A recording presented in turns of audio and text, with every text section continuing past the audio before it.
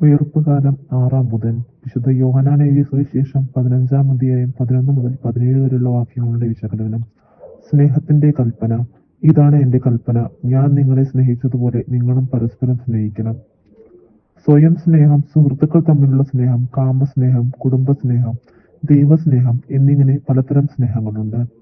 മാനുഷികമായ വികാരങ്ങളിൽ നിന്ന് ഉയർക്കൊള്ളുന്ന ആദ്യ വിഭാഗങ്ങളെ അതിജീവിച്ച് ദൈവസ്നേഹത്തിന്റെ പരിധിയിലേക്ക് കടന്നുവരാനുള്ള ക്ഷണമാണ് ഇന്നത്തെ സുവിശേഷ ചിന്ത.